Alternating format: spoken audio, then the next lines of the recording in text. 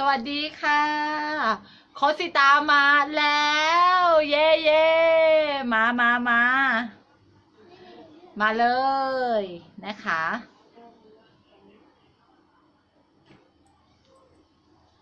เป็นยังไงบ้างคะทุกคนมาเดี๋ยวขอเวลาโค้ดแบ่งปันเพื่อนเราสักครู่หนึ่งนะวันนี้มาเงียบเลยนะเซอร์ไพรส์คลิปตลอดเลยนะคะ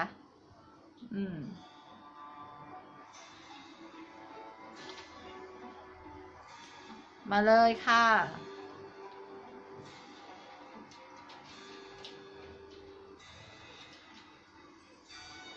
สวัสดีค่ะมารายงานตัวให้โค้ดหน่อยนะจ๊ะมา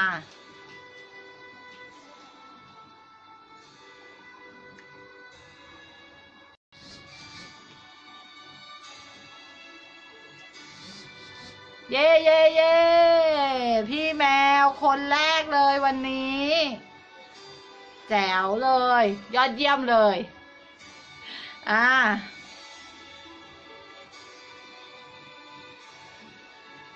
สวัสดีจ้าน้องพ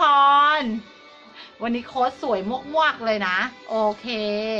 เดี๋ยวขอเวลาโค้ดแบ่งปันเพื่อนๆเราสักครู่หนึ่งนะคะฝากกดแชร์คอนเทนต์ดีๆนี้นะให้กับใครที่เขากำลังอยู่กับปัญหาแล้วก็หาทางออกไม่เจอนะคะกดบอกเพื่อนๆเรานะคะว่ามาชมโค้ชสิตาสิแล้ววันนี้นะคะคุณจะหลุดจากปัญหาทั้งมวลนะสวัสดีค่ะพี่ตาต้าค่ะพี่มิงจ๋าเย้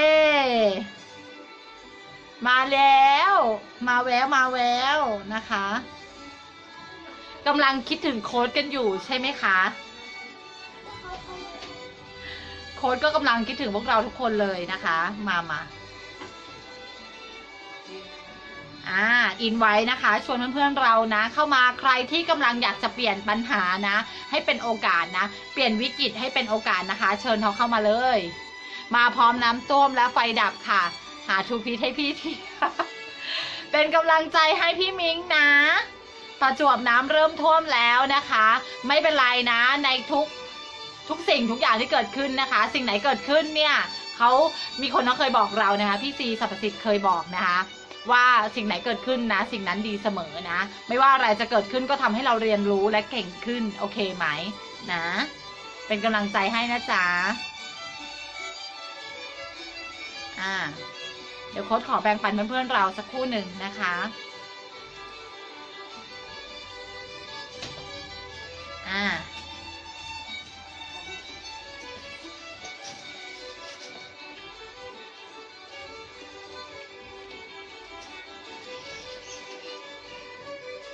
น้องของสวัสดีจ้ารอโค้ดแป๊บหนึ่งนะสวัสดีจ้าน้องเดีย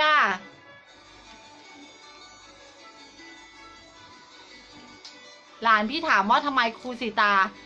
หน้าไม่เหมือนหรือเหมือนหน้าไม่เหมือนครูรุ้งเลยคะ หน้าไม่เหมือนครูรุ้งไม่เหมือนสิอันนี้โค้ชสีตานะ หรือว่าหน้าทำไมเหมือนครูรุ้งใช่ไหมเหมือนหรือไม่เหมือนพี่แมว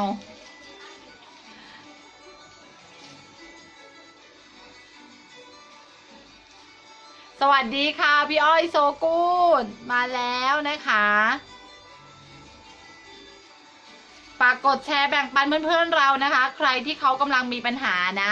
ใครที่เขากำลังรู้สึกแบบ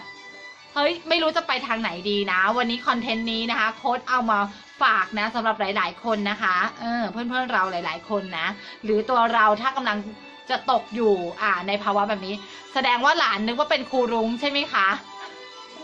แสดงว่าหลานพี่แมวคิดว่าเป็นครูรุ้งหรือเปล่านะอันนี้โค้ชสีตาใช่ไหม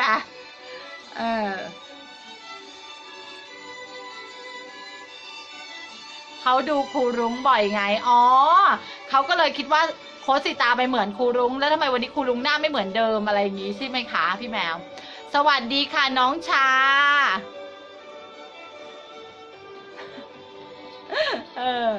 นะแสดงว่าปกติเห็นว่าพี่แมวดูครูรุ้งบ่อยและทำไมวันนี้ทำไมหน้าไม่เหมือนครูรุ้งเลยนะ ยินดีเลยค่ะนะเฉียดครูรุ้งนิดนึงนี่ก็ดีใจแล้วสวัสดีค่ะพี่พุ่ม APN ฝากแบ่งปันกดแชร์ไปก่อนเลยนะคะแบ่งปันไปที่หน้า Facebook เราหรือในกลุ่มนะคะเพื่อให้เขาได้มารู้นะคะว่าวันนี้เนี่ยทุกปัญหามีทางออกค่ะทุกวิกฤตมีโอกาสนะคะ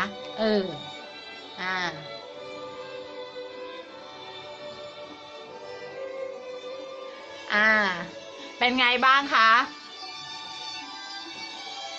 วันที่11แล้วนะเราเหลือเวลาที่เราจะอยู่ด้วยกันอีก10วัน10วันนะคะกับคอนเทนต์เปลี่ยนชีวิตนะสวัสดีค่ะพี่แจนเขาบอกว่าครูสีตาเปิดเพลงแคนนอนด้วยแสดงว่าหลานสุดยอดมากพูดเก่งฟังง่ายชอบค่ะเยี่ยมเลยนะคะโค้ชสีตานี่เก่งด้านการแปลให้คนเข้าใจง่ายนะมากๆเลยนะได้อะไรมาแล้วแปลง่ายนะคะวันนี้นะคะใครที่กำลังประสบวิกฤตนะปัญหาหรืออะไรก็ตามที่กำลังถาโถมเข้ามานะคะวันนี้โชคดีมากๆค่ะเพราะคุณจะได้เจอทางออกแล้วนะคะโอเคไหมนะ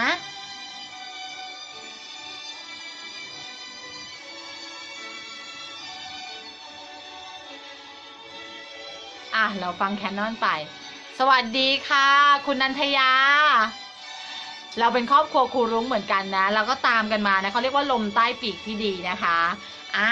นะคะวันนี้นะคะเดี๋ยวโค้ชนะจะเริ่มนะคะการแบ่งปันเลยเนาะตอนนี้จะ2 ทุ่มแล้วนะคะมาวันนี้นะคะกับ3เทคนิคนะคะออกจากปัญหาแบบเร่งด่วนนะวันนี้แน่นอนนะคะ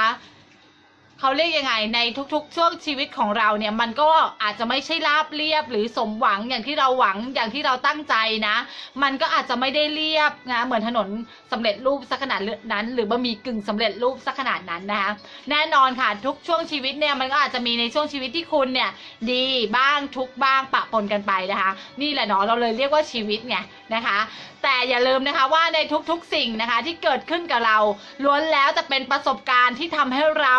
เป็นเราและเก่งกล้าขึ้นจนทุกวันนี้คุณว่าจริงไหมนะคะ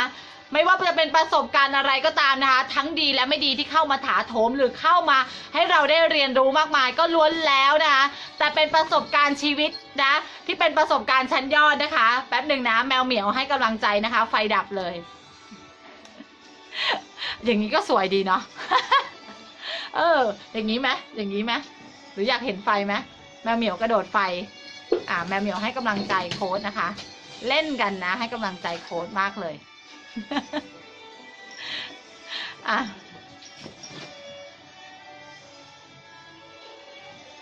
ใช่สักครู่นะคะเห็นไหมในทุกๆปัญหาก็ทำให้เราได้เรียนรู้และสามารถไปต่อได้คุณว่าจริงไหมเดี๋ยวเป็นอย่างนี้ก็ได้ค่ะถอดออกไปเลยโอเคงั้นเดี๋ยววันนี้เราจะเรียนด้วยอารมณ์สมาธิประมาณนี้โอเคปะเห็นไหมว่าไม่ใช่ว่าโค้ดก็ไม่เจอเห็นปะแต่โค้ดไม่ได้มองว่ามันเป็นปัญหาเห็นไหมแมววิ่งนะชนฉากของโค้ดนะคะ เขาให้กำลังใจเราอยู่เห็นไหมมันอยู่ที่มุมมองของแต่ละคนนะคะว่าวันนี้คุณมองว่ามันเป็นโค้ดปัญหาเลยหรือว่าคุณมองว่ามันเป็นแค่1ประสบการณ์นะคะสักครู่นะคะประสบการณ์เริ่มรุนแรงขึ้นแมวเหมียวกระโดดดีใจใหญ่เลยนะคะว้าวคุณลิสกี้มอไซค์ลิสกี้พงข้ามสวัสดีค่ะบอกว่าไม่ได้ฟังมา2 วันติดงานเลยเรื่องเงินละครับโอ้ดีเลยติดงานใหญ่ใช่ไหมจะได้เงินก้อนใหญ่ใช่ไหมคะนี่นะไม่เป็นไรมาย้อนดูได้นะคะโอเคเนาะโค้ดกำลังจะเริ่มเนื้อหาพอดีเลยนะคะอยากให้คุณเนี่ยกดแบ่งปันเรื่องราวดีๆนี้ให้กับคนอื่นก่อนแมวโค้ดล่าเริงค่ะเวลาโค้ดเปิดแคนนอนเนี่ยเวลาทุกครั้งที่ไลฟ์สดนะคะเขาจะต้องวิ่งนะตอนอื่นที่โค้ดยังไม่ไลฟ์เนี่ยเขาจะนอนแต่เมื่อไหร่ที่โค้ดเริ่มไลฟ์สดแบ่งปันเมื่อไหร่เขาจะวิ่งด้วย energy ของความดีใจ ทุกรอบเลยนะคะแต่อย่างนี้ก็เห็นกันเนาะโอเคไหมเปลี่ยนบรรยากาศเนาะโอเคไหมสวัสดีค่ะพี่บงกฎโอเคไหมคุณพร้อมไหมพ พร้อมไหมคะพร้อมไหมพร้อมแล้วกดหัวใจรัวๆมาเลยนะพร้อมแล้วกดหัวใจรัวๆมาถ้าคุณเป็นคนหนึ่งที่กำลังประสบปัญหานะหรือฉันไม่ได้เป็นคนประสบปัญหาค่ะแต่ฉันอยากเรียนรู้วิธีการไว้ก่อนนะเผื่อวันไหนเจอเราจะได้ดึงสติกลับมาทันโอเคไหมกดหัวใจรัวๆมาเลยนะคะพี่บงกฎน่ารักมากเนี่ยเราแบ่งปันนะการที่เรายิ่งให้นะเรื่องราวดีๆนะไปทับเรื่องราวที่มันไม่ดีนะมันก็จะทำให้เราเนี่ยได้บารมีได้บุญด้วยรู้หรือเปล่านะพร้อมไหมคะแน่นอนนะคะเหมือนที่โค้ชบอกเมื่อกี้นะคะสวัสดีจ้าน้องปิ๊ดใช่ไหมลูกปัจจุบันติดดินอนาคตติดดาวเย้วันนี้เปลี่ยนบรรยากาศกับโค้ชนะคะมานะคะวันนี้นะคะทุกสิ่งทุกอย่างนะคะหรือทุกคนบนโลกนี้นะคะก็ล้วนแล้วแต่ต้องเจอปัญหาค่ะคุณแต่มันอยู่ที่มุมมองของคนคนนั้นค่ะว่าเขามองมันเป็นปัญหาหรือเขามองมันเป็นประสบการณ์นะเหมือนอัลเบิร์ตไอน์สไตน์นะคะเหมือนหลายๆคนนะคะที่เขาบอกว่าเขาเนี่ยได้เรียนรู้ประสบการณ์จากความล้มเหลวนะเขาไม่คิดจะล้มเลิกนะคะประสบการณ์นั้นมันสอนให้เขารู้วิธีการที่ทำไม่สำเร็จทำแบบไหนและแล้วนะคะวันหนึ่งเขาก็สำเร็จมาจนได้เพราะเขาไม่ย่อท้อและไม่เคยหยุดเดินเมื่อเจอกับปัญหาค่ะ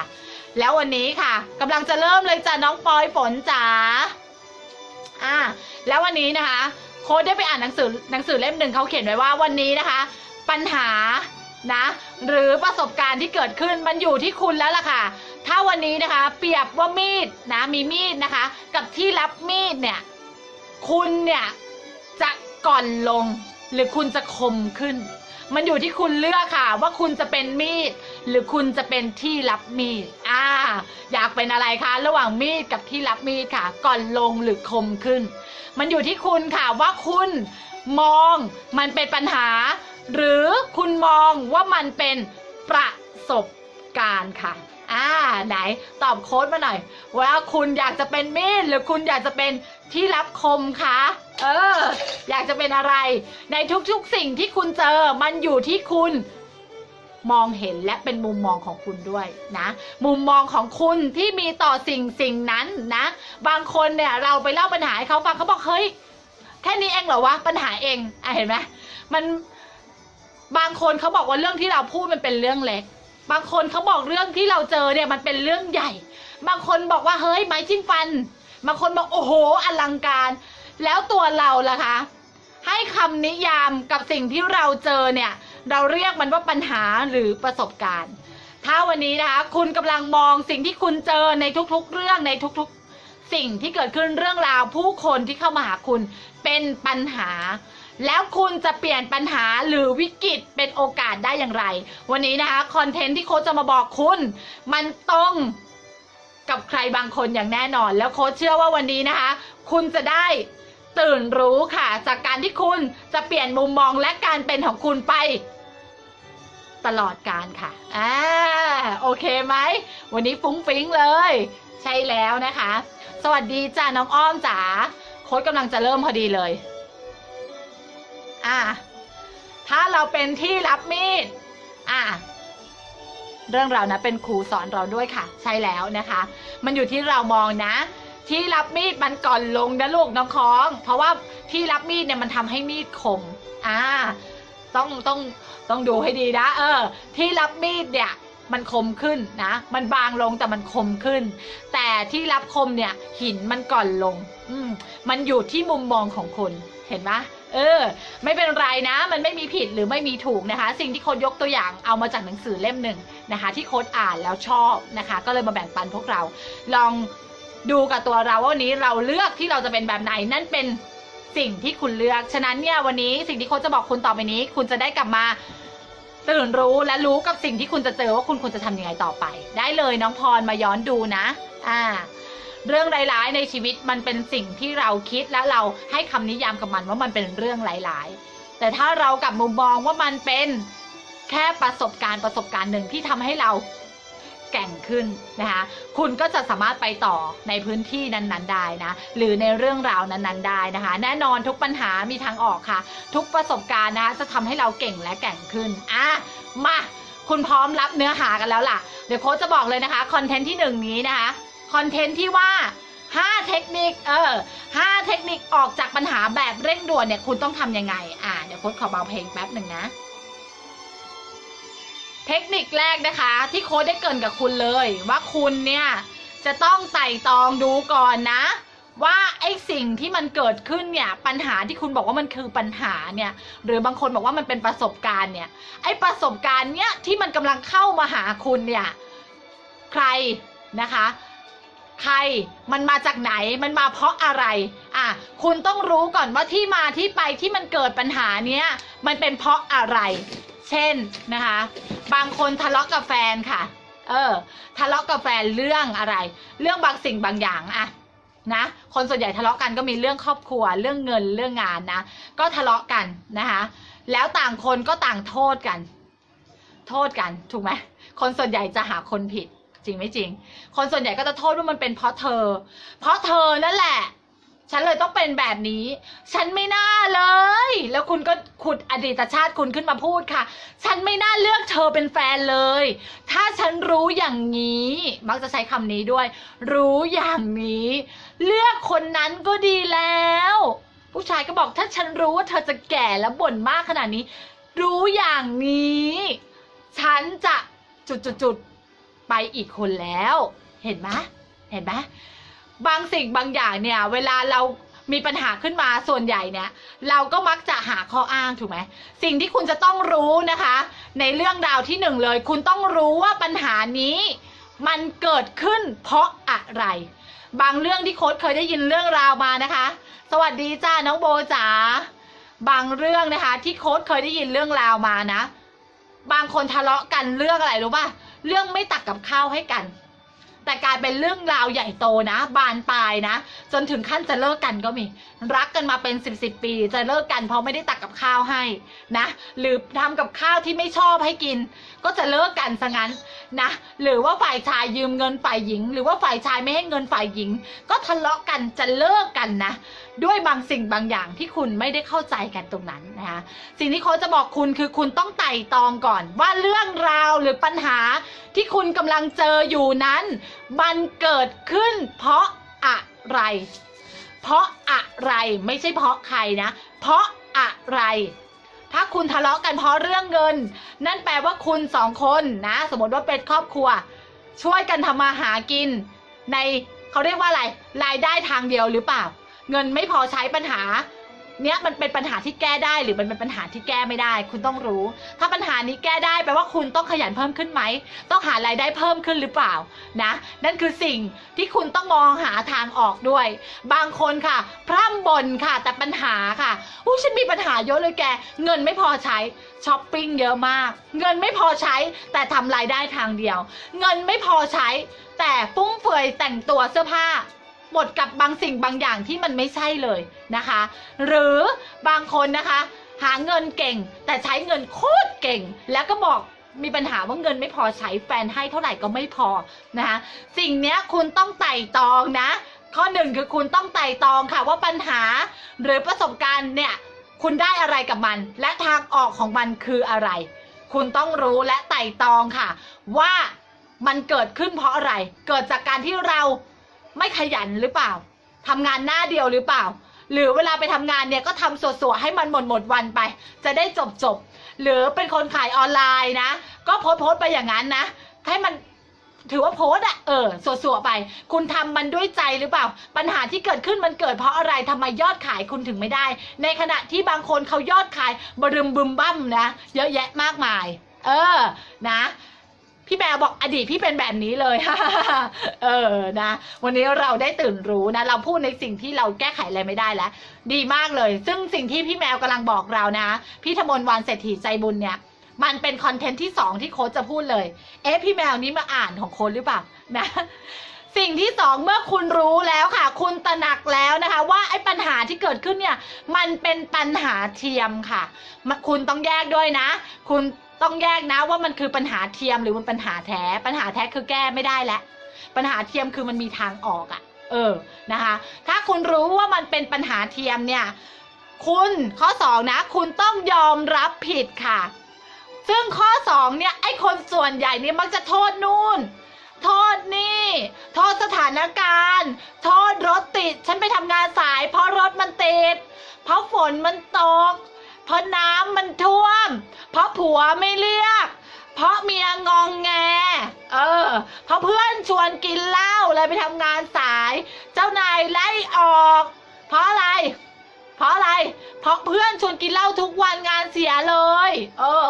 คุณหลายคนซึ่งโค้ดก็เคยเป็นนะโค้ดก็เคยเป็นที่จะโทษนะคนอื่นก่อนโดยที่ไม่ได้มองเลยค่ะว่าเราเนี่ยคือผู้ที่ต้องร่วมรับผิดชอบกับเหตุการณ์นั้นๆที่มันเกิดขึ้นกับเราด้วยหลายๆครั้งหลายๆครานะคะที่หลายๆคนก็มักจะพร่ำโทษค่ะฉันโทษแกโทษฉันมึงโทษกูโทษมึงสรุปไม่มีใครผิดค่ะแล้วก็มีแต่ข้ออ้างดีๆมาเสมอเลยค่ะว่าฉันถูกเธอผิดก็มันเป็นเพราะอย่างนี้ไงเธอถึงไม่มีคนคบก็เธอเป็นเพราะอย่างนี้ไงผู้ชายถึงเลิกกับเธอนะต่างคนก็หาเหตุผลมาซัพพอร์ตให้เราถูกทั้งคู่เลยค่ะแต่คุณรู้หรือเปล่าคะวันนี้คุณเคยได้ยินใช่ไหมคะคุณนั่งดูเขาเล่นไพ่ในวงเนี่ยเวลาตำรวจมาคุณก็ถูกจับนะนะตำรวจเขาไม่รู้หรอกค่ะว่าคุณเล่นหรือไม่เล่นแต่คุณอยู่ในวงไงเหมือนกันค่ะสถานการณ์หรือเหตุการณ์ที่เกิดขึ้นมันเป็นเพราะคุณดึงมันเข้ามาและคุณก็ร่วมอยู่ในสถานการณ์นั้นหรือปัญหานั้นด้วยฉะนั้นสิ่งที่คุณต้องทำคือคุณต้องยอมรับและรับผิดชอบค่ะโอเคไหมคุณนันทยาบอกใช่ส่วนจะเป็นแบบนั้นใช่ไหมใช้ส่วนจะเป็นแบบนั้นสวัสดีจ้าพรทวีเพื่อนกุ้งจ๋าข้อ2คือคุณต้องยอมรับผิดค่ะอย่าโทษเหตุการณ์เรื่องราวสถานการณ์คนรอบข้างโทษผัวโทษเมียโทษลูกโทษเพื่อนร่วมงานโทษมันทุกอย่างเลยยกเว้นโทษกูเนี่ยไม่ได้โทษตัวเองเลยจริงไม่จริงวันนี้นะคะการที่คุณจะไปต่อได้อย่างดีคือคุณต้องรู้จักยอมรับค่ะคุณเคยได้ยินใช่ไหมถ้าเราผิดแล้วเราถึงขนาดเราต้องไปขึ้นศาลเนี่ยเมื่อเรายอมรับเนี่ยศาลจะลดโทษให้เรากึ่งหนึ่งเหมือนกันค่ะจักรวาลหรือพลังงานดีๆเนี่ยเขาจะยกโทษให้เราค่ะเมื่อเรารู้จักการที่เราจะยอมรับผิดค่ะโอเคไหมฉะนั้นเนี่ยสิ่งที่คุณต้องทำคือคุณต้องยอมรับแล้วล่ะกับเรื่องราวที่คุณประสบพบเจอมันเป็นเพราะฉันคิดลบมันเป็นเพราะฉันขี้หงุดหงิด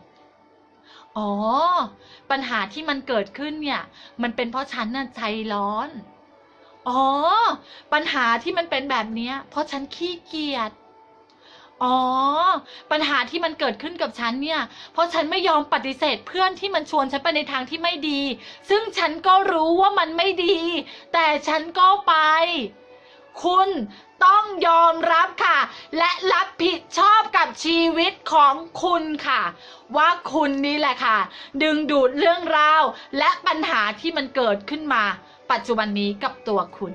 โอเคไหมคะเห็นไหมสวัสดีค่ะพี่สุรินดานะคะโค้ดกำลังเริ่มบทเรียนเลยนะคะพี่ลิตกี้มอไซค์ลิตกี้พงข้ามบอกว่าวันๆผมทะเลาะกับลูกน้องทุกวันบ่นทุกวันมาสายตลอดเพราะดื่มเหล้าก่อนนอนเรื่องงานไม่มีปัญหาเพราะงานของผมมีปัญหาตลอดแต่ผมเป็นคนแก้ตลอดแต่งานทุกอย่างผ่านได้ด้วยดีเพราะมันเป็นหน้าที่ของเราต้องยอมรับเดี๋ยวโค้ดอ่านให้จบก่อนเราต้องยอมรับมันเพราะมันเป็นหน้าที่ของเราต้องยอมรับมันโอเคสิ่งที่โค้ชจะบอกกับคุณนะคะพี่ลิกกี้ค่ะวันนี้นะคะต่อไปบอกกับลูกน้องเลยว่าเฮ้ยวันนี้นะเว้ยเฮียมีอะไรดีๆมาบอกเว้ยถ้าเองทำผลงานได้ดีกว่าเดิมนะเดี๋ยวเฮียนะมีส่วนแบ่งให้ลองเปลี่ยนซิลองเปลี่ยนให้มีแรงจูงใจลองทำโปรโมชั่นดีๆลองพูดกับลูกน้องซิลองไม่บ่นลองเปลี่ยนเป็นการชื่นชมเขาเองนี่ฝีมือดีมากเลยนะเองรู้หรือเปล่าลูกค้าเนี่ยติดฝีมือเองมากๆเลยนะเองขยันเพิ่มอีกนิดนึงเฮียว่าเองไปได้ดีเลยว่ะในสายอาชีพนี้ลองเปลี่ยนค่ะเปลี่ยนจากการบ่นเป็นการชมแทนชมในสิ่งที่เขาดี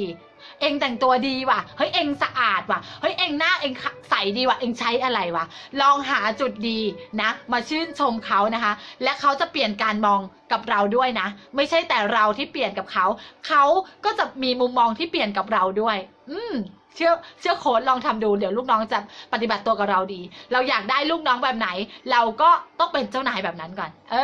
เราก็บอกเขาไปนะเฮ้ยรักนะเว้ยเฮ้ยเวลาเมามีอีกเยอะเดี๋ยวเฮียเลี้ยงเองไม่อั้นแต่ตอนนี้เฮียบอกเองเลยนะว่าเรากำลังจะเติบโตเว้ยรายได้พวกเองทุกคนจะมีรายได้เพิ่มมากขึ้นเว้ยเราขยันกันเพิ่มนิดนึงเองเชื่อเฮียเมาเมื่อไหร่เมาได้เดี๋ยวเฮียจัดให้เองเปรมเลย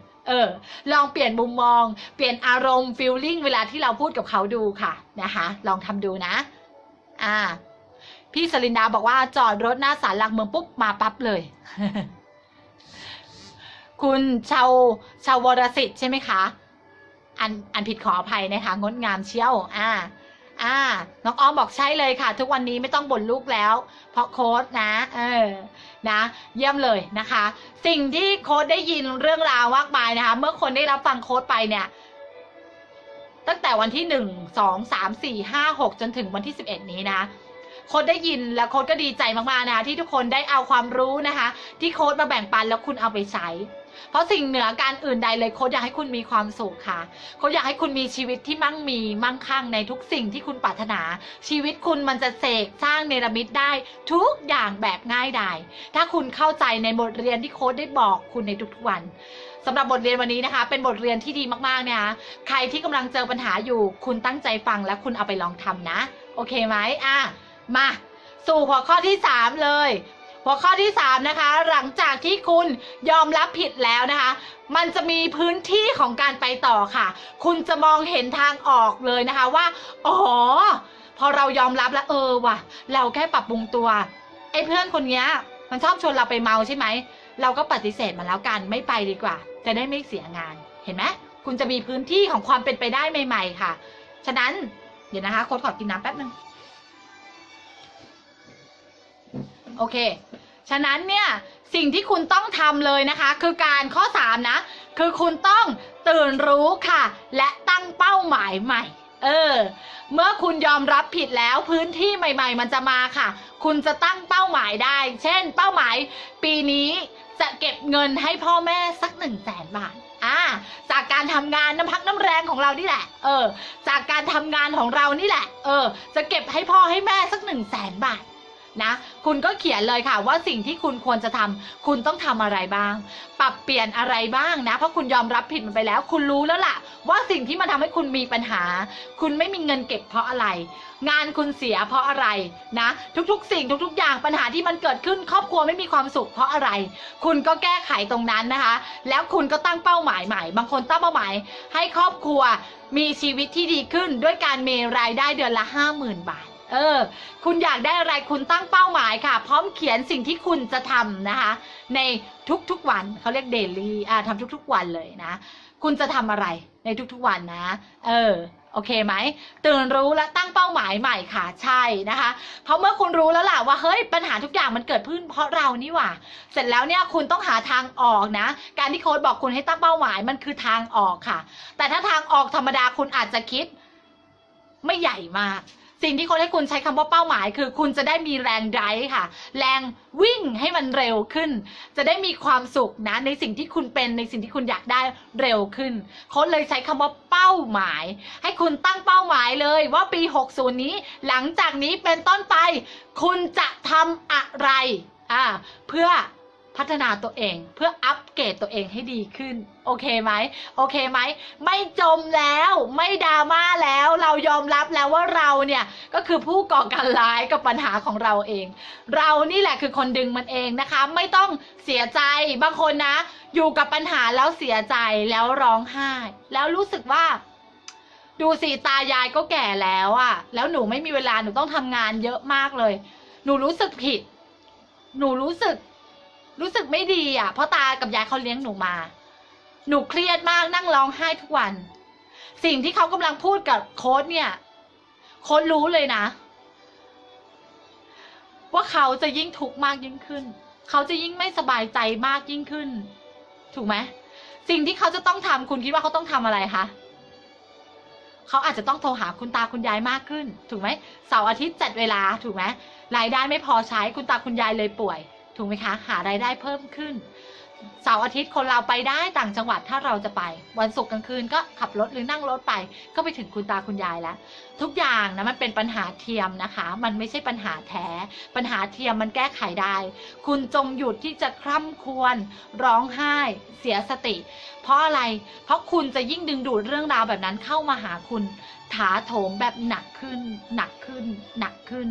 โค้ชไม่อยากเห็นลูกศิษย์ของโค้ชทุกคนเป็นแบบนั้นนะคะโค้ชเลยต้องออกมาพูดเรื่องนี้ให้ทุกคนได้ตื่นรู้กันโอเคไหมข้อ3นะคะหลังจากที่คุณได้รู้แล้วล่ะว่าปัญหามันเกิดเพราะอะไรคุณยอมรับมันคุณตื่นรู้และคุณตั้งเป้าหมายแล้วนะคะหัวข้อที่4สวัสดีจ้าน้องเอิงสวัสดีจ้าโค้ชกำลังเริ่มหัวข้อที่4นะคะหัวข้อที่4ที่ทำให้คุณออกจากปัญหาแบบเร่งด่วนเลยคือคุณต้องพูดคุยนะหรือมีความสัมพันธ์ใหม่ๆนะกับคนใหม่ๆกัลยาณมิตรใหม่ๆมาสเตอร์มายด์เพราะอะไรเพราะเมื่อไหร่ก็ตามที่คุณเอาปัญหาคุณฟังให้ดีนะเมื่อไหร่ก็ตามที่คุณเอาปัญหาของคุณไปปรึกษากับคนที่เขาก็มีปัญหาไปปรึกษากับคนกลุ่มเดิมๆไปปรึกษากับคนที่เขาก็ยังออกจากปัญหาตัวเองไม่ได้เลยเมื่อนั้นคุณจะไม่หลุดออกจากปัญหาค่ะคุณจะยิ่งเครียดคุณจะยิ่งทำยังไงดีเห็นไหมเพื่อนมันเอาหลักฐานมาสนับสนุนเราแล้วว่าปัญหาเนี้ยมันใหญ่ว่ะคุณจะหาทางออกไม่เจอค่ะคุณจะมืด8ด้านค่ะเพราะคุณไม่หามาสเตอร์มายด์ใหม่ๆกัลยาณมิตรใหม่ๆร่วมพูดคุยนะกับกัลยาณมิตรใหม่ๆปรึกษาใหม่ๆการเรียนรู้ใหม่ๆช่วยคุณได้นะคะอย่างเพื่อนกลุ่มนี้เนี่ยเราเรียกว่ามาสเตอร์มายด์ได้เพราะเขามีการที่เรียกว่าอยากจะเรียนรู้ตลอดเวลาอัปเกรดตัวเองตลอดเวลาพัฒนาตัวเองให้ดีขึ้นตลอดเวลานะคะเนี่ยอย่างเงี้ยคบได้คุยได้ฟังได้คุณไปติดตามครูรุ้งนะคะครูรุ้งครูบัณฑิตนะครูศิริลักษณ์นะหลายๆคนเลยในประเทศนะคะที่เขาเนี่ยออกมาเป็นจุดยืนเป็นแสงสว่างให้กับประเทศนะนะคะแต่วันนี้ตัวคุณต้องเล่นบทบาทใหม่ด้วยคุณต้องเล่นบทบาทใหม่ว่าคุณคือนิวเนี่ยนิวเจ้าสีตานิวสีตาโอเคไหมคุณต้องเปลี่ยนบทบาทของคุณด้วยนะด้วยการที่คุณเนี่ยออกไปพบเจอกัลยาณมิตรใหม่ๆพูดคุยเรื่องราวใหม่ๆโอเคไหมสวัสดีค่ะพี่บอมออสเตรเลียมาต่อเลยนะโอเคไหมออกไปมีความสัมพันธ์ใหม่ๆมีกัลยาณมิตรใหม่ๆโพสต์เรื่องราวใหม่ๆแต่งตัวแบบใหม่ความคิดรับเรื่องราวดีๆบวกๆแบบใหม่เปลี่ยนการเป็นใหม่ๆโอเคไหมเสื้อผ้าหน้าผมก็เป็นส่วนหนึ่งนะที่ทำให้คุณเนี่ยรู้สึกดีและออกจากปัญหาได้บางคนมีปัญหาไปกินบางคนมีปัญหาช้อปปิ้งคุณก็มองหาเรื่องราวที่คุณทำแล้วคุณมีความสุขนะเพิ่มขึ้นด้วยนะนอกจากการที่คุณจะต้องมีกัลยาณมิตรแล้วนะเปลี่ยนการมองใหม่ๆมุมมองใหม่ๆเสพข้อมูลใหม่ๆที่เป็นข้อมูลเชิงบวกเมื่อไหร่ก็ตามที่คุณอยู่กับปัญหาคุณไปฟังเพลงนะคะที่โอ้โหตายดีกว่าก็มีแต่ควายเท่านั้นหรืออะไรก็ตามที่คุณไปฟังแล้วมันแบบบั่นทอนความรู้สึกคุณเนี่ยหยุดเลยห้ามฟังเพราะถ้าคุณฟังเมื่อไหร่คุณอยากจะไม่อยากอยู่แล้วปัญหาฉันกลายเป็นปัญหาหนักอึ้งเลยนะโอเคไหมพี่นันทยาบอกออกไปรับสิ่งใหม่ๆใช่แล้วค่ะพี่แจนบอกจริงค่ะพูดไปก็แค่นั้นเขาช่วยเราไม่ได้กลับมาย้อนถามเราอีกแล้วทำไงดีนะวันนี้สิ่งที่เราต้องทำนะคะอย่างที่โค้ชบอกเลยเมื่อเรายอมรับผิดแล้วนะเคยได้ยินคำพระพุทธเจ้าท่านสอนใช่ไหมคะพระพุทธองค์อัตหิอัตโนนาโถค่ะตนเป็นที่พึ่งแห่งตนค่ะเราเนี่ยต่อสู้กับสเปิร์มมานับล้านตัวจนมาเป็นเราจนวันเนี้ยเรายังสู้มาได้เลยนะคะอันเนี้ยมันเป็นชีวิตเราต้องลิขิตชีวิตตัวเราค่ะอยากเป็นเหมือนใคร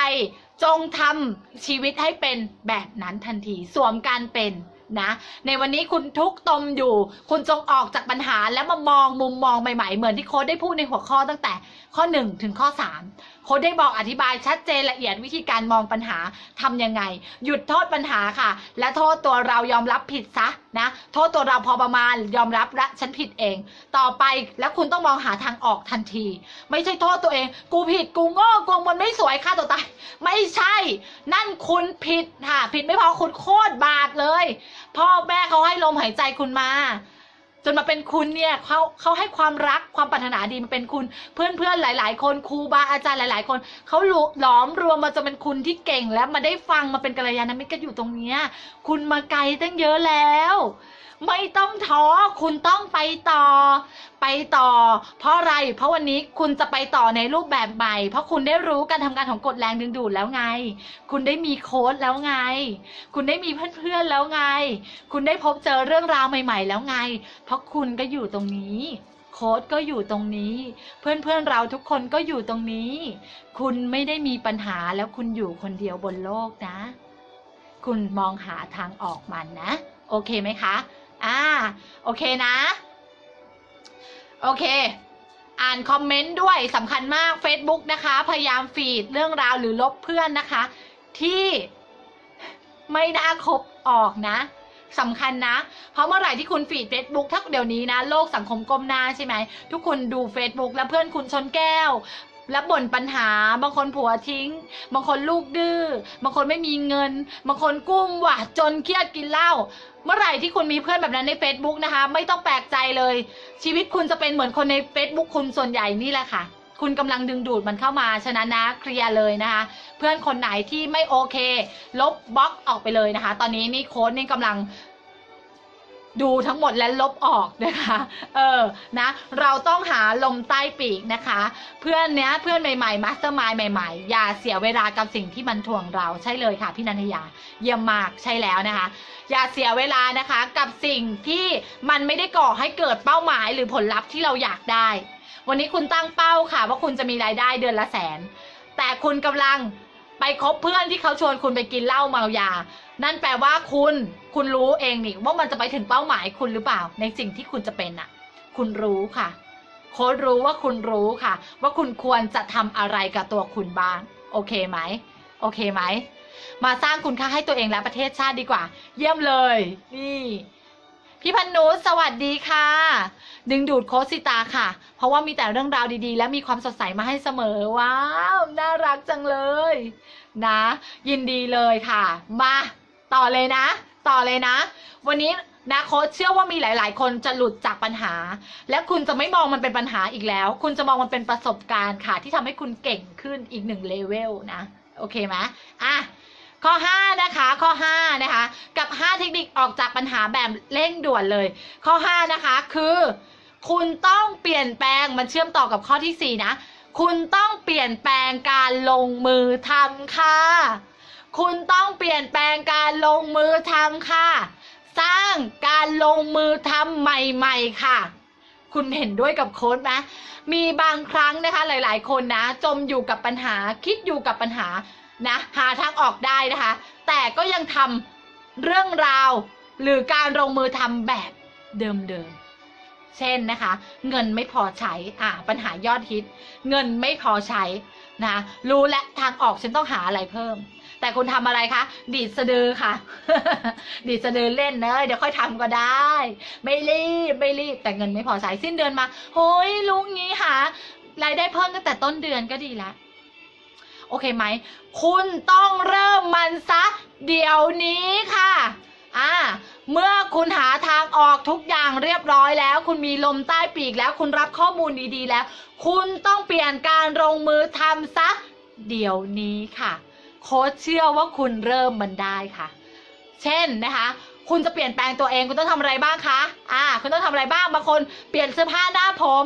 บางคนเปิดรับเพื่อนใหม่ๆบางคนลบ Facebook นี่ถือว่าคุณทำแล้วนะคุณแอคชั่นแล้วนะหรือบางคนนะคะเขียนเป้าหมายชีวิตหรือบางคนทำอะไรคะบางคนเรียนนะโค้ดนะไปย้อนดูวันที่1ถึงวันที่11โค้ดสอนอะไรบ้างคุณกำลังเปลี่ยนแปลงตัวเองแบบ now ค่ะ เปลี่ยนแปลงตัวเองแบบทันทีค่ะเมื่อคุณเปลี่ยนตัวเองแบบทันทีคุณปรารถนาที่คุณจะมีชีวิตที่ดีขึ้นตามเป้าหมายที่คุณอยากจะได้ทันทีปัญหาคุณจะจบลงทันทีค่ะจบลงทันทีตั้งแต่ข้อ1 2 3 4ที่โค้ชพูดแล้วเมื่อคุณเริ่มแอคชั่นคุณจะไม่นึกถึงปัญหาคุณแล้วคุณจะมองไปที่เป้าหมายคุณแล้วคุณจะเปลี่ยนทุกอย่างไปหมดแล้วคุณจะมองเห็นแต่ความเป็นไปได้ว่าคุณต้องทำอะไรบ้างคุณจะตื่นเต้นค่ะกับสิ่งที่คุณจะทำในวันต่อๆไป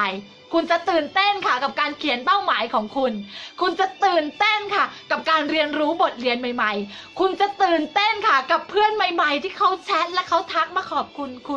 คุณจะตื่นเต้นค่ะกับเพื่อนที่เขาเห็นคุณเป็นไอดอลคุณจะตื่นเต้นค่ะกับผลลัพธ์ที่มันจะเปลี่ยนไปกับชีวิตคุณหลังจากที่คุณเริ่มเปลี่ยนตัวเองและลงมือทำโอเคไหมโอเคไหม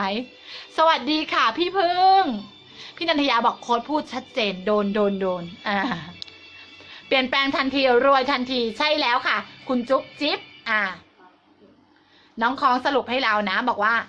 หาสาเหตุของปัญหายอมรับผิดและรับผิดชอบตื่นรู้และตั้งเป้าหมายพูดคุยกับคนใหม่ๆเพื่อนใหม่ๆกัลยาณมิตรใหม่ๆนะโค้ดย้ำนะว่าต้องเป็นกัลยาณมิตรนะต้องเป็นมาสเตอร์มายด์ต้องเป็นลมใต้ปีกนะคะไม่ใช่ไปเพื่อเราเป้าหมายเราเนี่ยจะประสบความสำเร็จนี่ไปพูดกับเพื่อนที่เขาขี้เกียจนี่ไม่เวิร์กนะจ๊ะที่รักอันสุดท้ายข้อ5ก็คือคุณต้องเปลี่ยนการลงมือทำแบบคุณต้องลงมือทำทันทีคุณเคยแอคชั่นอะไรทันทีไหมสวมกันเป็นทันทีเลยค่ะพี่แมวจ๋าพี่แมวบอกว่าพี่แมวหัวเราะ เอาอดีตพี่มาพูดทำไม พี่แมวเป็นหมดเลยเหรอคะพี่แมวขานะคะพี่แจนบอกด้วยคนค่ะโดนเหมือนกันเยี่ยมนะคะคุณทุกคนเยี่ยมมากเพราะอะไรรู้เปล่าวันนี้อย่างน้อยๆนะสิ่งที่โค้ชภูมิใจนะคะคือพวกคุณกล้ายอมรับคุณกล้ายอมรับนะแป๊บนึงนะคะคุณกล้ายอมรับนะคะในสิ่งที่คุณเป็นและคุณจะไม่เป็นแบบนั้นแล้วโค้ชเชื่อค่ะว่าใครที่ได้ดูโค้ชนะคะคุณยิ้มคุณมีความสุขคุณรู้แล้วว่าคุณต้องทำอะไรเพราะคุณตื่นรู้คุณกำลังคิดจะหาหนทางที่จะเปลี่ยนแปลงตัวเองให้ดีขึ้นคุณกำลังค่ะจะพลิกชีวิตคุณกำลังจะเป็นตำนานค่ะของลูกคุณของพ่อแม่คุณของครอบครัวคุณของเพื่อนร่วมงานของคุณคุณกำลังจะเป็นตำนานค่ะในหลายด้านนะด้วยตัวคุณโอเคไหมใช่เลยเห็นไหมพี่ธรรมวันบอกใช่เลยพี่แมวนะพี่แมวบอกใช่เลยน้องสีตานะคะขอบคุณค่ะโอเคไหมสวัสดีค่ะป้าดาค่ะโค้ดกำลังจะจบแล้วเดี๋ยวนะโค้ดดูก่อนกี่นาทีละเป็นไงวันนี้พวกเราได้อะไรกันเยอะไหมคะดีไหมหัวข้อวันนี้นะคะเดี๋ยวโค้ชสรุปให้พวกเราฟังอีกครั้งหนึ่งนะคะในการที่คุณเนี่ยจะออกจากปัญหาแบบเร่งด่วนนะ5เทคนิคออกจากปัญหาแบบเร่งด่วนแบบวิ่งไม่มองมันแล้วให้คุณนึกถึงถ้าเขาบอกว่าเฮ้ยไอเนี้ยข้างหน้าเนี่ยเป็นผีสมมุติว่าคุณเจอปัญหาคุณคิดว่ามันเป็นผีแล้วเขาบอกว่าถ้าไม่อยากเห็นผีให้วิ่งไปเลยไม่ต้องหันกลับมาตีซะว่าปัญหามันคือผีแล้วกันคุณวิ่งแบบไม่ต้องเห็นมันเลยไม่ต้องหันมามองแล้วมันยังอยู่ไม่ว่าไม่ต้องหันแล้วโอเคไหมคุณวิ่งอย่างเดียวคุณมีหน้าที่วิ่งอย่างเดียวอัปเกรดตัวเองพัฒนาตัวเองตื่นรู้ค่ะเวลาเจอปัญหาให้ขอบคุณค่ะขอบคุณแจ๋วกำลังมาสร้างประสบการณ์ดีๆให้ฉันใช่ไหมกำลังมาสร้างประสบการณ์ให้ฉันเก่งขึ้นเลยสิกำลังมาท้าทายฉันใช่เปล่าว่าฉันคู่ควรหรือเปล่ากับความมั่งคั่งที่จะเกิดขึ้นกำลังมาท้าทายฉันละสิว่าฉันเหมาะจะเป็น Happy Girl and Lucky Girl หรือเปล่าโอเคไหม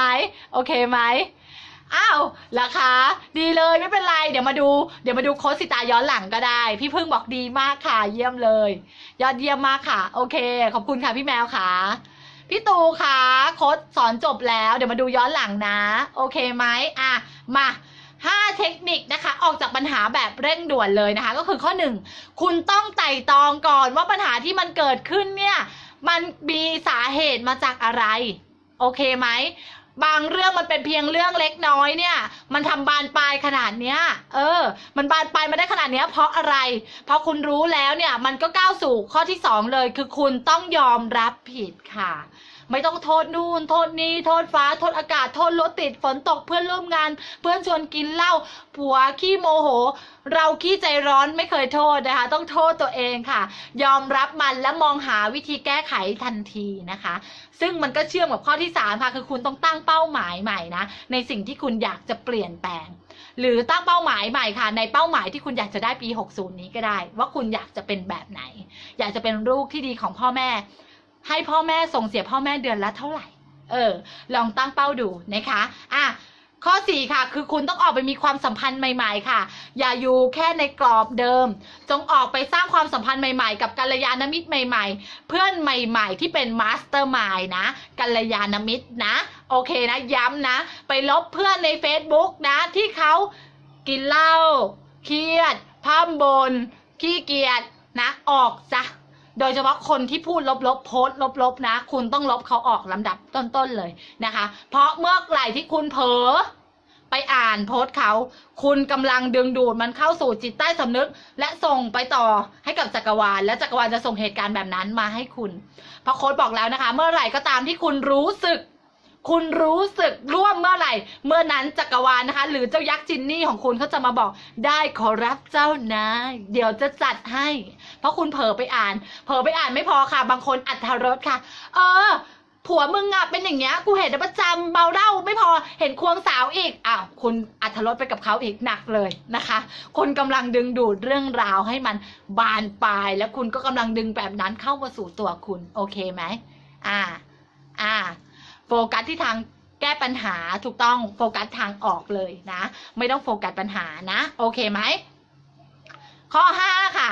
คุณต้องเปลี่ยนแปลงการลงมือทำเปลี่ยนแปลงการลงมือทำคือทำอะไรใหม่ๆดูบ้างเคยโพสต์แบบนี้แล้วโพสต์แบบนี้มา10 ปีแล้วสมมติคนขายของออนไลน์โพสต์แบบนี้มาปีหนึ่งแล้วเรายังไม่เปลี่ยนการโพสต์เลยยังโพสต์เหมือนเดิมทำไม Facebook มันมีปุ่มถ่ายทอดสดแล้วเราไม่เคยลองนะอันนี้คุณก็ต้องลงมือทำอะไรใหม่ๆแล้วคุณนะคะจะได้ผลลัพธ์ใหม่ๆโดยที่คุณต้องลงมือทำแบบทันทีค่ะคุณต้องลงมือทำแบบทันทีค่ะเพื่อเป็นการคอนเฟิร์มค่ะคุณต้องคอนเฟิร์มค่ะกับจักรวาลค่ะว่าคุณเอาจริงกับเป้าหมายนี้เมื่อไหร่ที่คุณลงมือทำทันทีนะคะและคุณต้องเขียนด้วยว่าลิสต์นะคะในแต่ละวันเนี่ยเป้าหมายที่คุณจะไปถึงเป้าหมายคุณต้องทำอะไรบ้างนะคะแล้วคุณพูดกับตัวคุณนะคะในสิ่งที่คุณจะทำว่าคุณต้องทำอะไรบ้างนะและจักรวาลนะคะเขาจะดึงดูดเรื่องราวผู้คนมาให้คุณแบบง่ายๆคุณต้องเขียนเลยค่ะว่าฉันเนี่ยมีรายได้เดือนละ100,000แบบง่ายดายฉันเป็นคนโปรดของจักรวาลนะฉันเรียนรู้และพัฒนาตัวเองให้ดีขึ้นอยู่ในแนวโฟลว์ที่ดีของจักรวาลคุณเขียนไปนะจักรวาลจะรับรู้แต่สิ่งที่คุณต้องทำนะคุณต้องแอคชั่นทุกวันนะตามลิสต์ที่คุณเขียนนะว่าคุณต้องทำอะไรบ้างในแต่ละวันพูดคุยกับลูกค้าบางคนขายประกันพูดคุยกับลูกค้าวันละ10 เจ้าหาลูกค้าใหม่ๆวันละ10 เจ้านะคะเพื่อคุณจะเจอลูกค้ารายใหญ่ที่เขาปิดนะเคสใหญ่ๆเจ้าละ1 ล้าน 2 ล้านอันนี้คุณต้องสร้างนะว่าคุณจะทำอะไรบ้างเมื่อคุณเขียนแล้วนะกับเป้าหมายคุณเขียนเป้าหมายเสร็จคุณเขียนการลงมือทำเรียบร้อยให้คุณนะคะให้คุณรู้สึกเลยเสมือนคุณได้เป้าหมายนั้นแล้วให้คุณนะรู้สึกไปเลยว่าคุณเสมือนคุณได้เป้าหมายนั้นแล้วเช่นคุณอยากมีรายได้เดือนละ1 ล้านนะคะให้คุณรู้สึกไปเลยว่าคุณเนี่ยมีรายได้เดือนละ1 ล้านแล้วนะสิ่งที่คุณต้องทำให้มันได้รายได้เดือนละ1 ล้านมีอะไรบ้างล่ะหาลูกค้าเพิ่มโพสต์เพิ่มทำการตลาดแนวใหม่เรียนกับครูรุ้งเรียนกับโค้ชสีตาเรียนกับครูบัณฑิตเขียนไปคุณจะต้องทำอะไรบ้างนั่นคือหน้าที่ของคุณ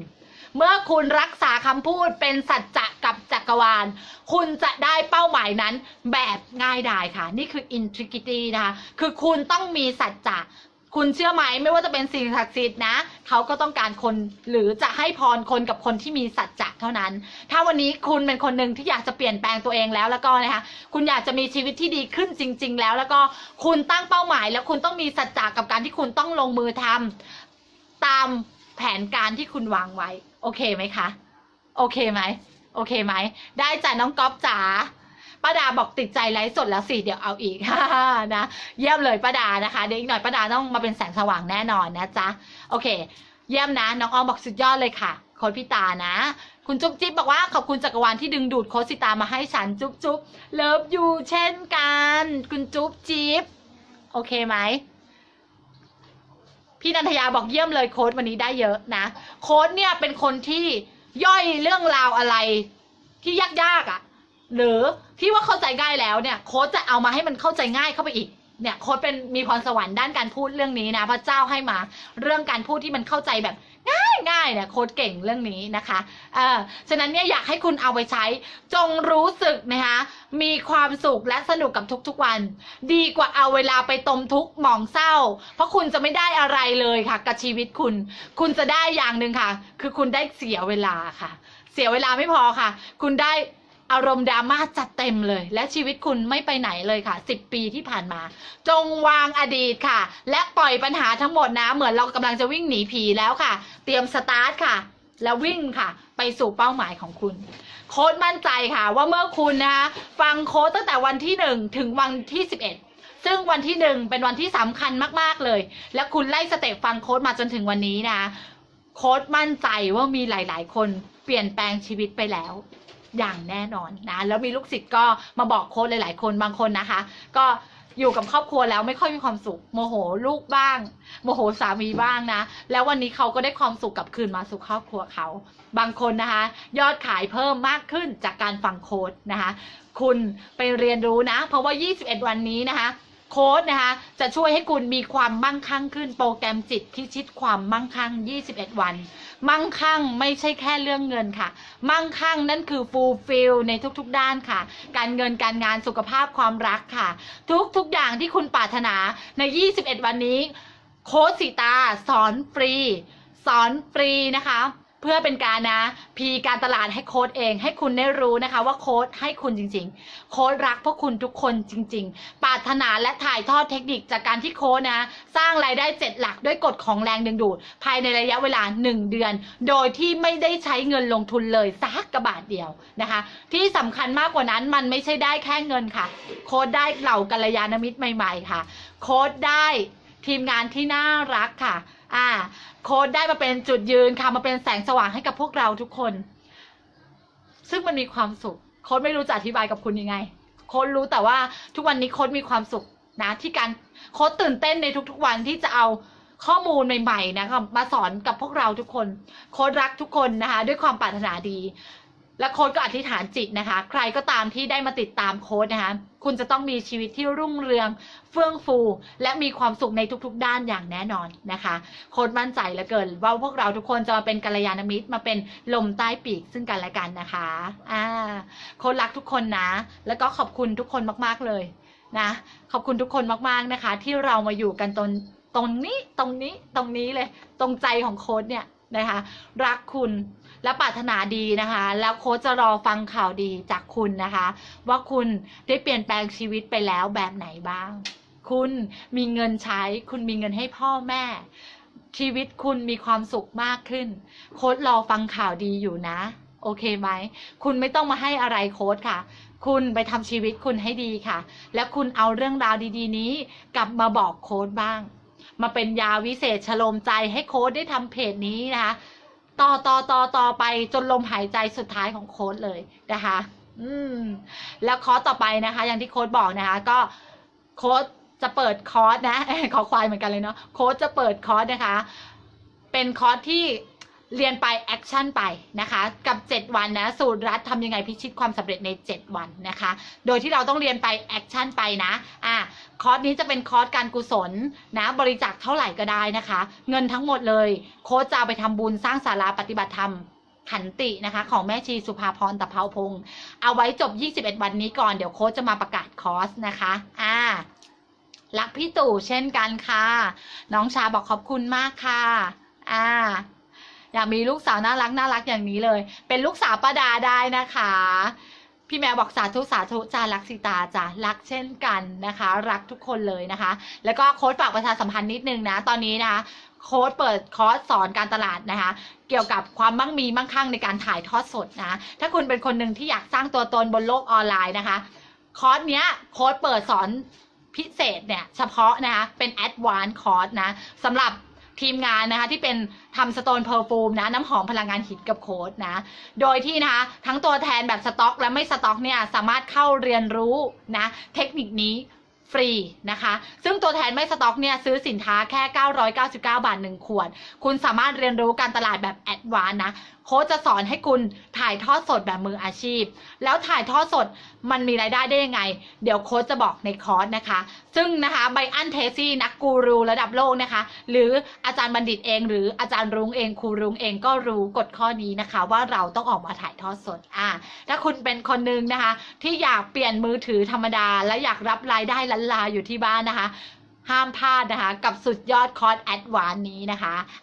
ถ้าอยากเป็นยังไงอยากร่วมคอร์สนี้ยังไงนะคะก็สมัครตัวแทนจำหน่ายนะคะกับคนที่เขาจะมาโพสต์ใต้คลิปนี้นะได้เลยนะคะไม่ว่าจะเป็นพี่มิ้งนะคะน้องก๊อฟนะคะพี่แมวพี่ตาต้าน้องเดียหลายๆคนนะคะน้องอ้อมจ๋าด้วยนะคะ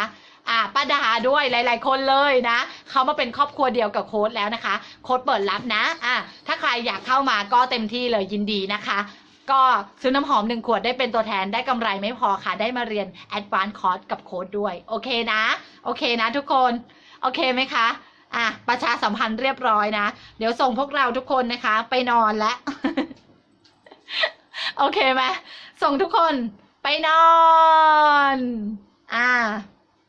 กับแคนนอนค่ะโค้ดก็รักเพลงนี้นะแล้วตอนนี้โค้ดกำลังฝึกการหายใจนะแบบอัลฟาสเตทนะคะแบบครูรุ้งเลย488คุณลองทำดูนะได้สมาธิมากๆนะคะแล้วตอนนี้นะเพลงของโค้ดนะบอกเทคนิคเพิ่มโค้ดเคยบอกแล้วล่ะให้คุณฟังเพลงบรรเลงบ่อยๆคุณจะได้ปิ๊งแวบไอเดียใหม่ๆจากการฟังเพลงบรรเลงโค้ดเลิกฟังเพลงที่มีอารมณ์ฟีลลิ่งของเพลงคำพูดของคนนะไปเลยตอนนี้ทั้งวันโค้ดฟังแต่เพลงบรรเลงนะก็เลยสร้างสรรค์อะไรใหม่ๆให้พวกเราได้นี่ก็เป็น1เทคนิคที่โค้ดใช้นะคะนอนหัวค่ำจังป้าดาบอกนะสำหรับใครที่ยังไม่นอนก็ไปทำภารกิจชีวิตต่อนะคะให้คุณนะคะนอนหลับฝันดีในอ้อมกอดของจักรวาลที่เขารักคุณค่ะเขารักคุณจริงๆค่ะจักรวาลนี้นะคะพร้อมจะเป็นทุกอย่างที่คุณอยากจะได้ค่ะนอนหลับฝันดีในอ้อมกอดค่ะอันอบอุ่นนี้ไปด้วยกันนะคะรักพวกคุณทุกคนนะจ๊ะ Love you หายใจ488ใช่ไหมคะคุณน้องชาหายใจเข้าค่ะ1 2 3 4แล้วกั้นค่ะ1 2 3 4 5 6 7 8แล้วก็ปล่อยหายใจออกค่ะ1 2 3 4 5 6 7 8หายใจเข้าค่ะ1 2 3 4กั้นค่ะ1 2 3 4 5 6 7 8หายใจออกค่ะ1 2 3 4 5 6 7 8แบบเนี้ยหายใจเข้า4แล้วก็กั้น8นะคะแล้วก็หายใจออก8นี่คือครูบัณฑิตเขาเรียกว่าการหายใจอัลฟาสเตทนะคะซึ่งการหายใจอัลฟาสเตทเนี้ยมันจะหายใจเขาเรียกว่าจิตใต้สำนึกเราเนี่ยมันจะเปิดรับเข้ากับพลังของจักรวาลนะเข้ากับแรงดึงดูดกฎของแรงดึงดูดนะคะเราเนี่ยจะมีมันสมองนะเทียบเคียงกับจีเนียสนะคะหรืออัจฉริยะนะคะอัลเบิร์ตไอน์สไตน์หลายๆคนนะเขาใช้สูตรนี้กันอันนี้คืออาจารย์บัณฑิตเล่าให้โค้ดฟังนะคะเล่าให้ทุกๆคนนะคะในเพจลูกเพจของอาจารย์บัณฑิตฟังนะคะแต่โค้ดเก็บมานะเอามาบอกต่อนะคะแล้วโค้ดก็ไม่เคยคิดสงสัยหรือไปหาข้อมูลเพิ่มเติมนะคะว่าอัลเบิร์ตไอน์สไตน์เนี่ยเขาฟังจริงหรือเปล่าโค้ดไม่สนใจค่ะโค้ดเชื่อความสำเร็จของอาจารย์บัณฑิตและครูรุ้งนะคะโค้ดเชื่อแบบไม่มีเงื่อนไขคุณลองเชื่อโค้ดแบบไม่มีเงื่อนไขดูสิคะและชีวิตคุณจะเปลี่ยนคุณลองเชื่อโค้ดด้วยจิตใจแห่งความปรารถนาดีค่ะว่าโค้ดหวังดีกับคุณจริงๆและคุณจะได้ผลเปลี่ยนแปลงเหมือนที่โค้ดเปลี่ยนแปลงค่ะโอเคไหมรักคุณทุกคนค่ะฝันดีนะน้องอ้อมคุณน้องชาพี่มิงจ๋าฝันดีจ้าพี่มิงเป็นกำลังใจให้นะจ๊ะป้าดาจ๋าฝันดีจ้าป้าดาพี่ตาตาเดี๋ยวตาบอกขอบคุณมากเลยจ้าสำหรับสิ่งดีๆที่มอบให้ยินดีเลยค่ะพี่แมวฝันดีจ้าพี่ตู่จ๋าฝันดีจ้าคุณจุ๊บจี๊บฝันดีนะพี่นันทยาขอบคุณมากค่ะฝันดีนะคะรักนะ พี่พึ่งขอบคุณมากค่ะรักนะคะ ขอบคุณน้องปอยฝนด้วยนะ ขอบคุณมากจ้า ขอบคุณคุณพันนุชนะคะ ขอบคุณพี่แจนจ๋าด้วยพี่บอมออสเตรเลียด้วย น้องเอิงด้วยนะลูกรักนะจ๊ะรักนะจ๊ะคุณชวรสิทธิ์ด้วยนะคะ พี่สรินดาด้วยนะ คุณลิสกี้มอไซค์ลิสกี้พ่วงข้ามด้วยค่ะมาดามเล็กซี่เลิฟยูเพื่อนกุ้งรักนะรักนะเปลี่ยนวัยชีวิตดีค่ะเปลี่ยนแปลงเร็วเท่าไหร่นั่นชีวิตดีเท่านั้นนะโอเคแคนนอนจบแล้วโค้ดไปแล้วบ๊ายบาย